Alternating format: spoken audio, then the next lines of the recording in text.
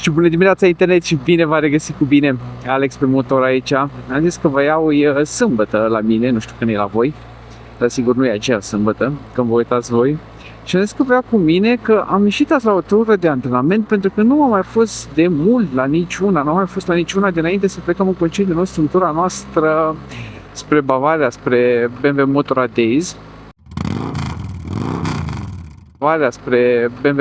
Days. Și am zis că nu-mi strică, pentru că efectiv în afară de ceva manevre pe care le-am repetat din mers când am scos motorul în locuri unde mi-am permis, gen străzi foarte înguste și de astea, manevre la viteză mică, bineînțeles, nu am mai ieșit să repet, să exersez aproape deloc cu motorul și nu vreau să pierd ocazia asta, că am prins sâmbătă asta liberă când nu avem mare program. Numai bine, mă duc să dau o tură acum și hai să vă explic ce o să facem. Suntem ieșiți din Cluj-Napoca, suntem în satele astea de pe lângă, în direcția Oradiei și o să mergem spre Stolna. De Stolna v-am mai zis, e un drum prin pădure foarte fain pe aici, aproape de Cluj, la 20 minute am făcut de acasă, care e extrem de virajat pe serpentine, da? Pentru că mulțumesc Cristi care mi-a lăsat în comentarii și mi-a explicat că switchbacks, cuvântul pe care îl folosesc des și față de care mulți dintre voi ați avut întrebări, română se traduce prin serpentine și are absolut dreptate, că eu nu am știut asta, am avut impresia că serpentine sunt toate drumurile virajate, dar nu, conform Dexului, serpentine sunt drumurile virajate în pantă. Efectiv, ce spuneam eu la switchbacks. Și drumul ăsta de Stolna e destul de serpentinos, ai multe curbe arc de păr, destul de abrupte, nu multe, ai o mână, nu știu, 5-6 unul după altul, după care coborâm în zona Someșului Rece și de acolo o să luăm spre Mărișel, satul Mărișel, dar nu mergem pe traseul pe care le-am făcut de atâtea ori pe vlog, mergem pe traseul pe care l-am făcut o singură dată, cred că acum 2 ani și o să luăm pe drumul generalului. Drumul general e tot așa un drum foarte abrupt, în pantă, cu multe serpentine de astea, unde o să am ocazia să exersez astfel de manevre la viteză mică, adică curbe la viteză mică pe pantă, pe altitudine, da? Chiar dacă sunt fără Iulia acum, chiar dacă sunt fără bagaje și motorul e destul de ușor, nu strică antrenamentul ăsta. Dacă tu vrei în timp să-ți formezi reflexele, să-ți formezi tehnica asta, că după aia nu mai contează când ai bagaje, când ai pasager, tu nu mai ai nicio problemă. Pentru că tehnica există în reflexele tale și în memoria musculară, în muscle memory. Ba, e ceva poliție, nu cred că mă salută toată lumea. Aici în față, da, o văd și pe Waze. Da, eu să fac dreapta mea. Deci ăsta e scopul. Să ies să exersez cât de des, ceea ce vă recomand și vouă, să ieșiți și voi să exersați cât de des puteți, că după aia când vă întâlniți cu situațiile astea, într-o tură adevărată, într-o plimbare adevărată, să nu aveți probleme. Așa că, hai să dăm bice, imediat ajungem în Stolna, voi într-o secundă o să ajungeți în Stolna, eu imediat ajung în Stolna și începem de acolo antrenamentul de astăzi. Am ajuns aici, îl vedeți în partea dreaptă, de aici începe și prima chestie pe care o să fac, o să-mi dau jos ochelarii, pentru că, încălzesc un pic și brațele. Hai Alexandru, relaxează-te! Că să avem nevoie de tehnică aici. Mi-am dat jos ochelarii pentru că, bună ziua, drumul trece prin pădure și o să fie mult soare, umbră. Și să fiu sigur că am vizibilitate bună pe curbele astea. Dacă am ceva mizerie, pentru că este des pe aici, atât nisip și frunziș pe curbe, cât și pietriș, ace de brad, chestii de genul ăsta. Să ne concentrăm aici, avem un switchback. Tura trecută când am fost cu Iulia pe aici, ne-am întâlnit exact în mijlocul curbei cu o mașină, așa că a fost nevoie să țin foarte strâns, exact pe curba aia, să țin foarte strâns curba spre exterior. Nu știu de ce mai tot agit să dau a doua, nu e nevoie, că e distanța foarte scurtă între serpentine. Mai bine merg într-o întâia mai ușor, că scopul meu aici nu e să merg mai repede pe curbele astea. Scopul meu aici este să merg cât mai corect, da? Totdeauna mă uit în curbă și în timp ce îmi ridic capul să văd în față, scanez ăsta de pe jos, asfaltul, că mă interesează Uite ce strâns asta. Mă interesează să fie curată curba și pe parcurs ce intru în ea și mă înclin,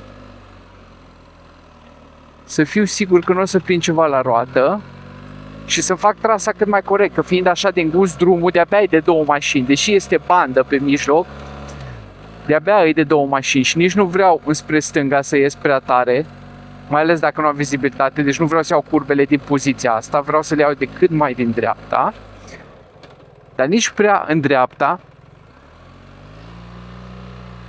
ca să fiu sigur că nu prind sub roți. Uite, vezi, frunziș, scoarțe de copac, nu știu ce era aia.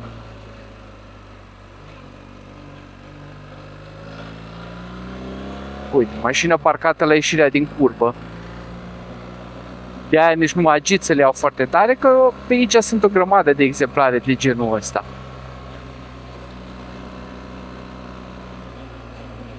Nu știu dacă vreau zis vreodată de tehnică, dacă am vorbit de tehnica pe care o folosesc. În română, nu e română, că e în engleză, dar la noi, în România, am auzit termenul de counterweight steering. Din engleză îl știu ca înclinarea motocicletei sub tine, da? Leaning your bike under you. Cum vreți să-i spuneți, ideea e că voi rămâneți cât mai pe verticală, voi nu vă înclinați cu motocicleta sau împotriva ei ca la MotoGP. Voi să rămâneți cât mai pe verticală și practic împingeți, folosiți counter steering-ul, împingeți mâna dreaptă ca pe interiorul curbei, întotdeauna mâna dreaptă sau stângă, mâna din interiorul curbei, ca să zic mai corect, să fie cât mai întinsă.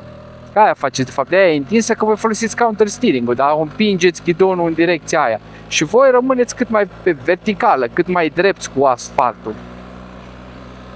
Din nou, counterweight steering, culcarea motocicletei sub tine, cum vreți voi să-i spuneți, asta e tehnica corectă pentru viraje de genul ăsta, vedeți? Mâna mea dreaptă, nu știu dacă vedeți, dar vă zic eu, acum mâna stângă se întinde de tot, da? Cotul nu mai e randoid, cotul când e în curbă, e drept.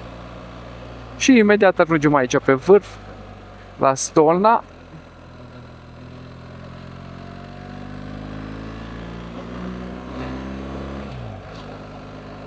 Și de aici o să avem o coborâre ușurică, tot o să fie serpentine, dar mie personal mi se par mai ușoare serpentinele pe coborâri decât pe urcat, numai aici trebuie să las mai moale, că de obicei pe curbele astea, din nou, e foarte multă mizerie. Uite, ceva pată de nu știu ce portocaliu acolo, zici că era o cărămidă spartă și vreau să le evit din timp și să am viteză destul de înceată încât să pot să-mi aleg o trasă corectă ca să evit ce mizerie, ce jeg văd pe asfalt, dar fără să fie nevoie să intru pe contrasens sau în boscheț.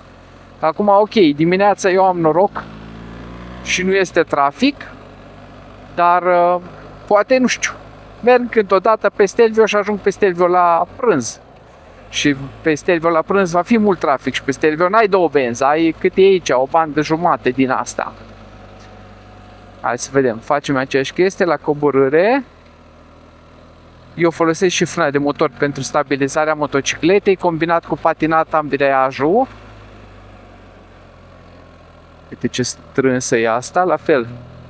Dau gaz ca forța giroscopică din motor să aibă tendința să echilibreze motocicleta, dar în același timp dau un pic de presiune pe preul spate ca să stabilizeze motocicleta din mers.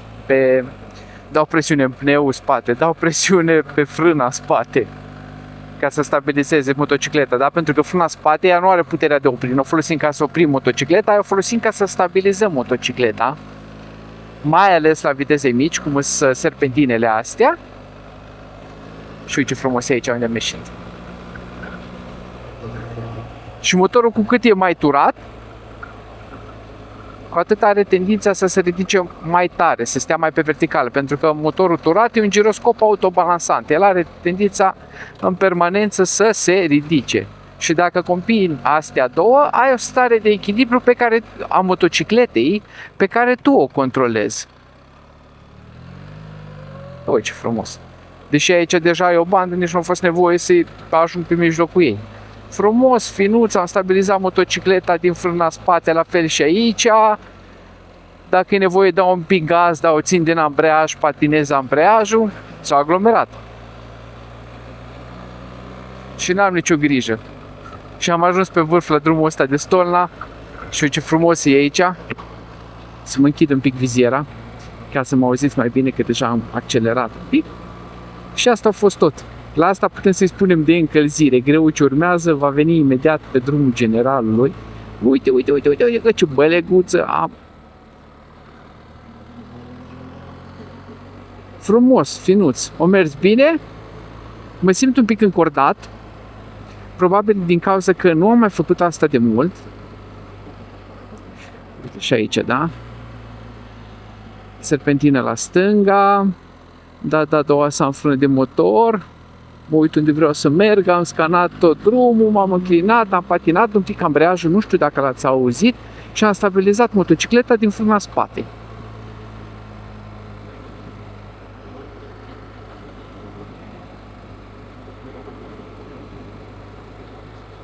Aici ochii mei sunt ca o broască, tot s-o pui dintr-o poziție pe curba aia. Dintr-o poziție din față, că nu vedeam asfaltul de brusturii din dreapta, și poziția reală unde vreau să mă uit cu adevărat, adică în față, în depărtare, da.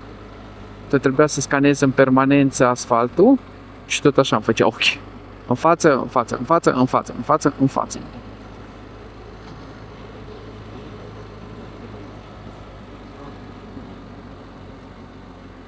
Uite aici, încă una faină la dreapta, o serpentină faină la dreapta, iar a doua, frână de motor, aici merge așa întâia cât e de strânsă. Frumos, finuț. Nu am bruscat accelerația, nu am bruscat. Trebuie să vă gândiți din punctul meu de vedere, cel mai frumos, uite acum o să ies pe contrasens ca să evit baliga aia. În loc nu vine nicio mașină, că dacă nu trebuia să mă duc prin exterior. Trebuie să vă gândiți la chestiile astea, să vă comportați ca o balerină din punctul meu de vedere. Trebuie să fie totul finuț, nu trebuie să fie smuncit, bruscat, din niciun punct de vedere, nici ambreiajul, nici accelerația, nici frâna.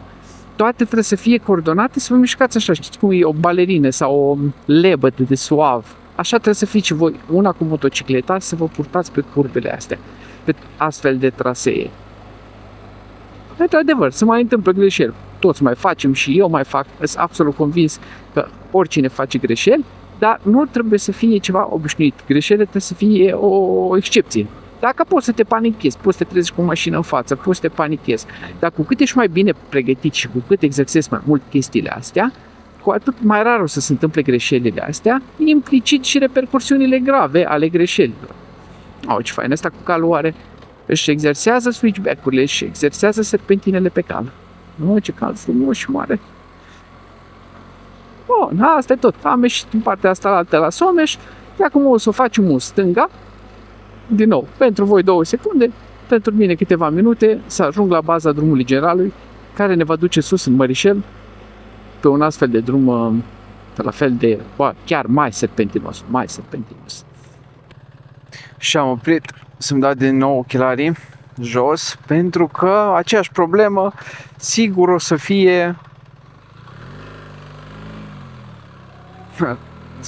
să fie multă umbră pe porțiunea asta. Sper numai să nu fie multe văcuțe, că acum le văd. Și ideea e că avem 12 km de drum al generalului și încep exact cu abruptura asta. Hai, văcuțelor, nu aici, vă rog. Bun, am intrat pe drumul generalului. Vizual în drum foarte fain, că tot urcă, uite ce mizerie pe el. Tot urcă. Și la final o să avem niște priveliști foarte faine. Dar până acolo avem un pic de motociclit tehnic. Și o să începem exact cu aceleași chestii, da? Serpentine, switchback-uri. Că acum am învățat cuvântul și în română, îl tot repet. Uite că nisipă pe curbă. Da, de asta suntem aici, să repetăm în siguranță, nu departe de casă. Sperăm că o să fie și liber și dacă nu e liber, cu atât mai bine că o să repetăm toate situațiile, inclusiv cu trafic din sensul opus. Hai să începem. Mă duc un pic lărguț. Lărguț, lărguț, lărguț. Nu a fost nevoie să patinez ambreiajul, eram chiar și între a doua. Era abrupt, dar nu era foarte strânsă curba.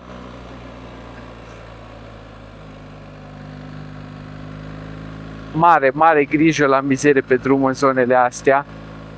Foarte mare grijă. Mă duc un pic mai larg, dar n-am deloc vizibilitate la ce vine de sus, așa că trebuie să mă strâng spre apex, spre interiorul curbei. În caz că vine ceva, eu să fiu deja în siguranță.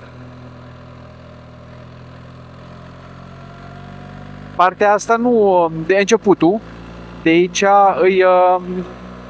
e foarte abrupt, nu știu cât vedeți voi pe cameră, dar curbele nu sunt foarte strânse. Imediat le vedeți și pe Waze în față, avem câteva serpentine dreapta-stânga, dreapta-stânga, care o să fie și abrupte și foarte strânse. Și foarte bine că asta venim să repetăm aici. Uite, că drumul și de o mașină. Balegă, trebuie să ridic motorul, să nu le iau foarte culcat. Și avem acum imediat primul switchback, prima serpentină la dreapta. Și pentru asta, înainte de curbă, am încetinit un pic și am băgat-o într-a întâia. Și hai să vedem. Patinez ambreiajul pe interior în caz că vine ceva. Culc motocicleta, culc. Uite, ce tight am luat-o. Nici măcar nu a fost nevoie să trec de mijlocul drumului. În caz că venea o mașină, eu eram destul de acoperit. Din nou, urmează unul spre stânga. Încetinesc în caz că vine și o mașină. Nu a fost asta.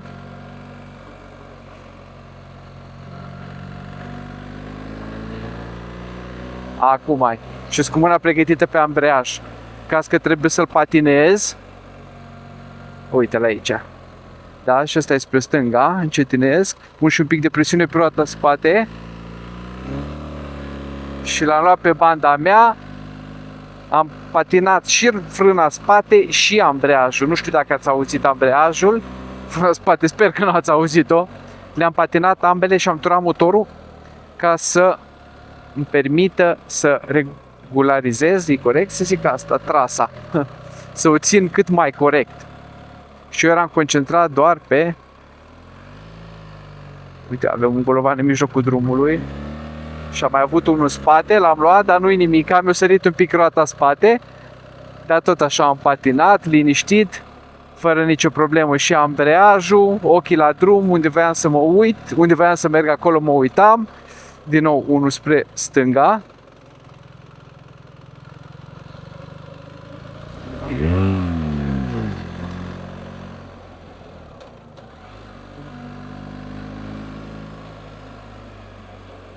Uite ce strâns e ăsta și nu văd dacă vine nimic de sus.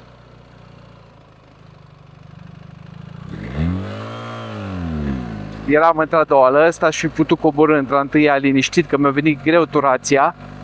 Dar tot așa, am stat numai pe partea mea, jumătate, cât e de îngust drumul, nu a fost nevoie să vă ies. Mă uitam unde vreau să merg.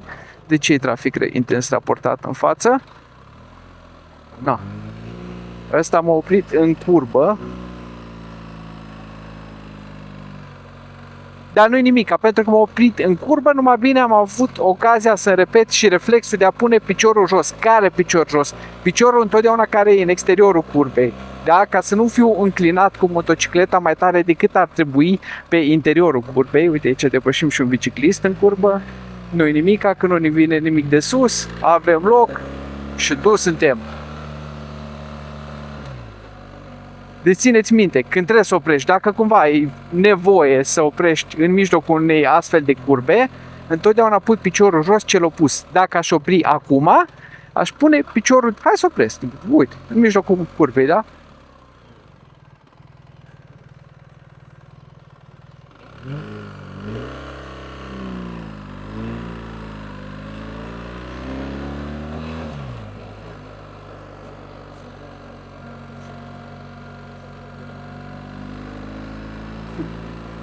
Și gata, cam astea au fost în mare, mai avem două mai în față, dar alea nu o să fie așa de abrupte. Știu că tura trecută când am fost pe aici, acum un an sau doi, mi-a țărit în cap că am zis că pe drumul ăsta te antrenezi pentru Stelvio. Nu am vrut să zic că e ca Stelvio, știu că nu e ca Stelvio. E cea mai apropiată chestie unde putem să ne antrenăm pentru astfel de drumuri, cea mai apropiată chestie de Cluj. Aia am vrut să zic. Da, într-adevăr, e acel sistem, serpentinele astea foarte abrupte, cu ace de păr la 180 de grade.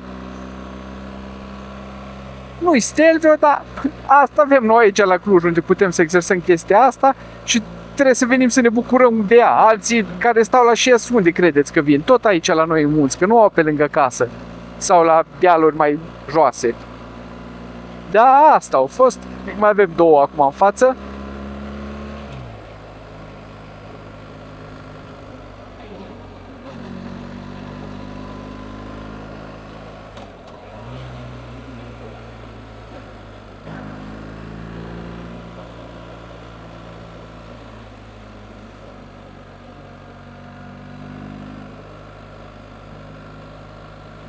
Da, astea două, din ce îmi aduc aminte, sunt mai ușoare, că nu sunt așa abrupte.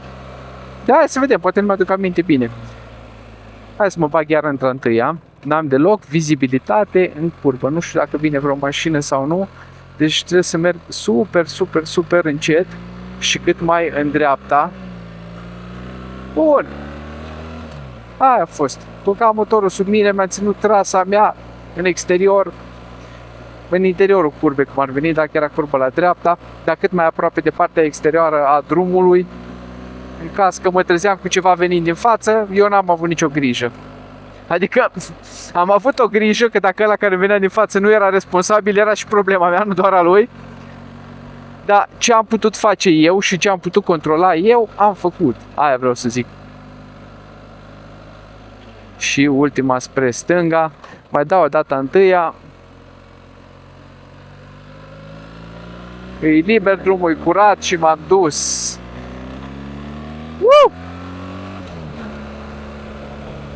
Și am făcut și drumul generalului. Harta ați văzut-o la începutul episodului, știți cum să ajungeți aici, oricum și dacă nu știți, găsiți pe Google Maps, pe Waze, pe ce veți voi și Stolna, de unde începe drumul anterior, primul pe care l-am făcut și drumul generalului, dacă îl căutați să găsiți, sau DG107T, ăsta-i, care o să vă scoată din Măguri, cred că Măgură Cătău, ea e partea de jos, sus în Mărișel. Și hai să dăm bice spre Mărișel și să încheiem episodul de azi.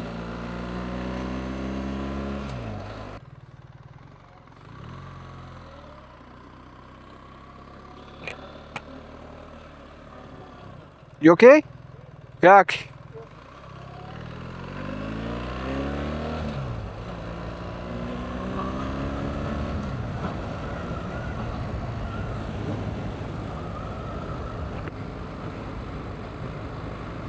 Așa e frumos. Când îi vezi că stau, mai ales dacă străini și stau așa pierduți, că mi se pare că stau destul de pierduți, se uitau cam nu la motoare, să-i întrebi, bună ziua. Să vezi dacă e ziua lor bună și dacă nu au ceva probleme. Care e morala clipului? Morala clipului nu e să vă învăț eu să conduceți. Morala clipului, sau de fapt sunt două morale ale clipului, două chestii cu care vreau să rămâneți. Unu, să exersați cât de mult puteți și când aveți timp. Motociclistul, din nou v-am mai spus, asta e un sport și orice sport trebuie exersat în permanență. Și doi, dacă nu știți ce să exersați, mergeți la cursuri, dragilor. Sunt școli bune de motocicliști avansați în România pe toate chestiile și circulat în siguranță și mers pe circuit, toate chestiile astea sunt acoperite de școlile moto de avansați din România, sunt la București, avem la Cluj, se țin la Târgu Mureș, la Târgu Secuiesc, astea de care știu eu. Aveți opțiuni și cred că sunt și pentru toate bugetele. Și asta e pentru astăzi. Dacă să mă spuneți, vă mulțumesc foarte mult, fiindcă rămâneți până la finalul clipului, mă ajută foarte tare cu algoritmul, cel mai tare. Dar dacă toți sunteți aici, plesniți butoanele de like, de share, lăsați un comentariu, o abonare dacă nu sunteți încă abonați, dacă vă uitați pe telefon sau tabletă, aveți jos un buton de hype, apăsați-l, vă rog, și pe ăla că mă ajută mult cu algoritmul. Dacă vreți să susțineți canalul cu 8 lei pe lună, puteți deveni membri, aveți jos un buton de join sau în descriere un link de membership. Și din partea mea, Șabelei, care astăzi s-a comportat exemplar pe serpentinele, pe switchback-urile pe care ne-am antrenat și o să le mai facem încă o dată pe sensul celălalt la coborâre. Ce să zic, până data viitoare nu uitați să fiți buni cu voi, fiți buni unii cu alții și asfalt uscat să avem. Ne vedem cu bine.